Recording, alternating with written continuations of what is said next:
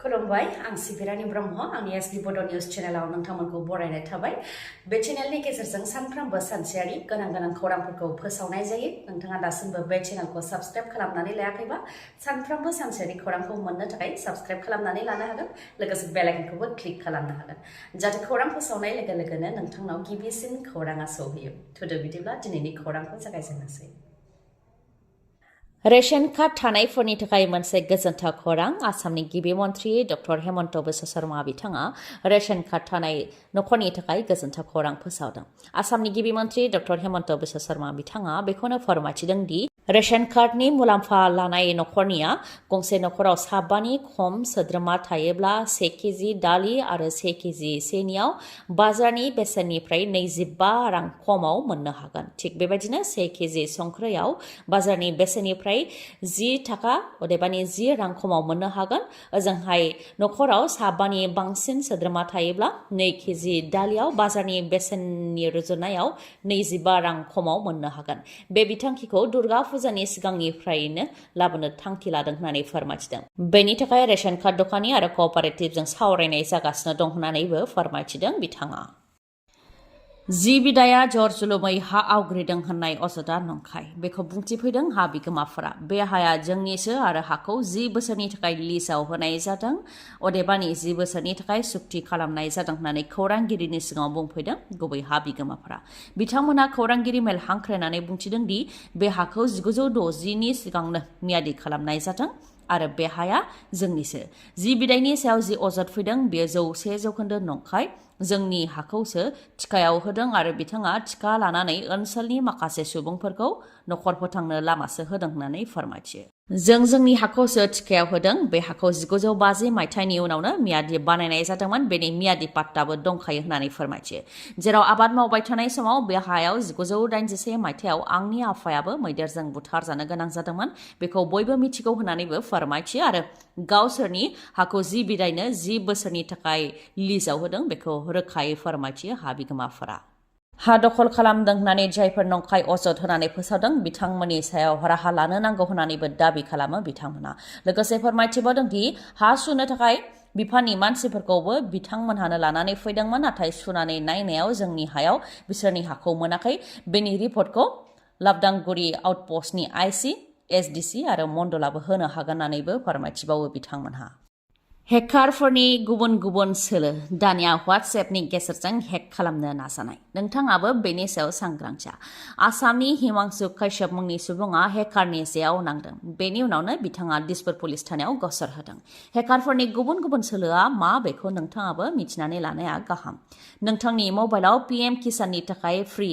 Registration खालामनानै होनायनि message फैयोब्ला नोंथाङा बेखौ दाफोथाय नङाब्ला नोंथांजों लोगोसे नोंथांनि नखरनिफोर लोगोसे नोंथांनि बाय बाहागि सिनायनाय बिथांमोनहाबो खैफोदाव गोग्लैनो हागौ हिमांशु काश्यप बिथांजों मा जादों बेखौ फोरमायथिनो आखायाव लानाय जाबाय हिमांशु काश्यप बिथाङा फोरमायथिदों दि गिबियाव मोनसे WhatsApp ग्रुपनिफ्राय बिथांनाव मेसेज फैदोंमोन जेराव PM किसाननि थाखाय फ्रि रेजिस्ट्रेशन खालामनो लिंक हरदोंमोन लिंकखौ थुनानै मोनसे एपखौ इनस्टलबो खालामनाय जादों नाथाय जेबो फिथाय मोननो हायैनि थाखाय उनाव एपखौ आनइनस्टलबो खालामफिनदों अखानायै फुंनि समावसो बे नाम्बारनि WhatsAppखौ गुबुन डिभाइसआव इनस्टल खालामनाय जाबाय होननानै टेक्स्ट मेसेज फैदोंमोन बेनि उनावनो WhatsAppखौ बेखेवनानै नायनायाव WhatsAppआ गेवाखै होननानै फोरमायथिदों बेनि उनावनो दिसपुर पुलिस थानायाव बेनि सोमोन्दै रिपर्ट हैनाय जादों होननानै फोरमायथियो बिथाङा दुथां सुबुङा सोलो बाहायनानै बे नाम्बारजों बेखेवनाय WhatsApp नाम्बारनि गेजेरजों आंनि सिनायनाय सुबुंफोरनाव मेसेज हरनो हागौ आरो आंखौ खैफोदाव दं होननानै फोलानानै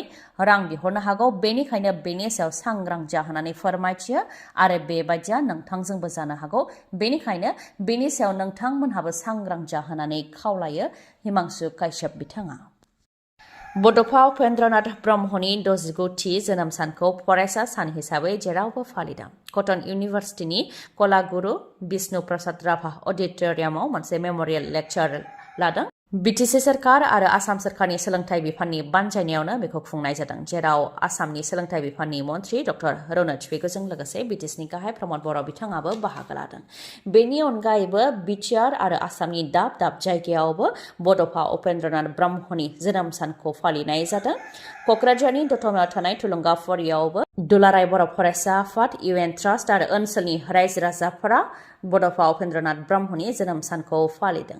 बेयाव बिथांमोनहा फिरफिला बिरहोनाय हाबाफारि लानायजों लोगोसे आर'ज गाबनाय हाबाफारि लादों। बेनि उनाव दंफां गायनाय हाबाफारिबो लादों। गोथार ईदखौ लानानै जेरैथिंबो रंजानायनि थासारि। मैयानि सानाव गोथार ईदमोन। गोथार ईदखौ लोब्बा लाखिनानै मुस्लिम समाजनि सुबुंफोरनि गेजेराव मैयानि सानाव गोबां रंजानायनि थासारि। नाथाय बे रंजाफुबाय थानायनि गेजेरावनो जाब्रबथाय जानानै सानै सुबुङा जिउ खोमानो गोनां जादों आरो सानैया गोब्राब जोखोम जानो गोनां जादों। गंसे पालसार आरो गंसे ग्लेमार मटर साइकेलनि गेजेराव गोख्रोङै सौग्रावलायनायाव सानै सुबुङा जिउ खोमानो गोनां जादों आरो सानैया जोखोम जानो गोनां जादों। ओजोंहाय गंनैबो मटर साइकेला जाब्रबथायजों थेर बेथेर जानो गोनां जादों।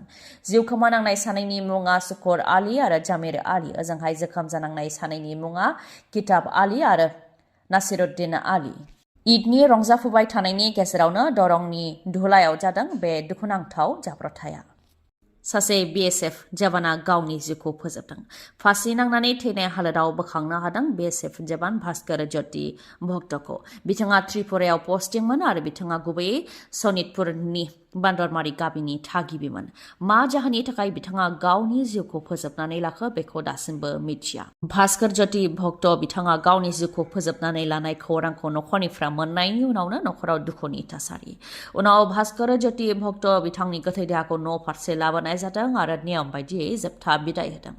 बिथांखौ अरायनि थाखाय बिदाय होदों नखरनि सोद्रोमाफोरजों लोगोसे बाय बाहागि आरो ओनसोलनि सुबुंफोरा। मा जाहोननि थाखाय बिथाङा हरखाबै बे थांखिखौ लादों बेखौ लानानै सिन्थायाव गोग्लैदों ओनसोलनि सुबुंफोरजों लोगोसे नखरनि सुबुंफोर आरो बाय बाहागिफ्रा आरो बिथांखौ दुखुनि गेजेरजों जोबथा बिदाय होदों। BJPनि थांखिया बिटिआर मिशन अदेबानि BTCखौ दखल खालामनाय। बेखौ BJPनि रायजोनि आफादगिरि बिथाङानो गावनि खुगाजों फोरमायथिदों। BJPआ जुदि थारैनो BTCखौ दखल खालाममारोब्ला मा थासारि जागोन बिटिआरआव, जेरावनाखि बर'फोरा आसाम सोरखारजों खुंजाया एबा सामलायजाया होननानै गोलाव बोसोरनिफ्रायनो सोमावसारबोदोंमोन आरो गोबाङा जिउबो बावबोदों, जायनि गेजेरजों BSC BTC आरो बिटिआर गोरोबथा जादों। नाथाय बेफोरखौ मोननायनि उनाव बिटिआरखौ फिन मिरुनि आरो आसामनि दोलो BJP दोलोआ सालायोब्ला माबायदि जागोन जोंनि बिटिआरआ। जों बेखौबो नुदों। BTC बिसायख'थिखौ लानानै BPF आरो UPPL जायखौ बिदा फंबायनि दोलोबो बुङो, बे बिदा फंबायनि गेजेराव गोबां सोंखारिलायबाय थानायखौबो जों नुदों। नाथाय बेराफारसेथिं BTC बिसायख'थिखौ लानानै सिरियै जानजि खाफ्रादों BJP राजखान्थि दोलोआ। BTC बिसायख'थियाव मैखोमै खामानि मावनो थाखाय 14 सोद्रोमा थानाय मोनसे कमिटि दादों BJP दोलोआ, जेराव आसामनि गिबि मन्त्रि डक्टर हेमन्त बिश्व शर्मानिफ्राय लानानै आसामनि गोहोगोरा मन्थ्रिफोर आरो बिटिआरनि 9 जिल्लानि BJPनि आफादगिरिफोराबो दङ। राजखान्थियाव जानो हाथावै एबा मावनो हाथावै जेबो थाया आरो राजखान्थियाव अराय लोगो आरो अराय सुथुरबो थाया। बेखौ गले गले बुंबोबाय थानाय जादों आरो बेयो सैथोबो फोरमान जाबोदों। रायजो राजानि मदद मोनोब्ला BJPआबो BTCआव सोरखार दानो हागौ। नाथाय बेफोर गासैबो रायजो राजानि बेसेन गोसा भटनि सायावसो सोनारगोन। थारैनो BTCआ सोरनि आखायाव थांमारगोन, BJP, UPPL ना BPF, बेखौ समाजो फोरमायगोन। BTC बिसायख'थिखौ नोजोर होनानै BJP राजखान्थि दोलोआ दानाय 14 सोद्रोमा थानाय मोनसे कमिटिनि मादाव सोर सोर दङ बेखौ नोंथांमोननो मिथिहोनो आखायाव लाबाय। आसामनि गिबि मन्त्रि डक्टर हेमन्त बिश्व शर्माजों लोगोसे MP दिलीप शइकिया जाय BJPनि आफादगिरि, मन्त्रि रन्जित कुमार दास, मन्त्रि जयन्त मल्ला बरुवा, मन्त्रि पीयूष हाजरिका, मन्त्रि अशोक सिंहाल, मन्त्रि कौशिक राय, लोगोसेनो BJPनि दैदेनगिरि रेखा रानी दास बर', अशोक भट्ट राय, अजय राय, सान्तियास खुजुर, बनेन्द्र मुसाहारि, जीवेश राय आरो बिटिआरनि 9 जिल्लानि BJPनि आफादगिरिफोर। खौरांखौ जोबजासे खोनासंनायनि थाखाय गोजोननाय थाबाय। गाबोननि सानाव फिन गोदान खौरांजों लोगो मोनफिनगोन। दिनैनि थाखाय गोजोन्थों।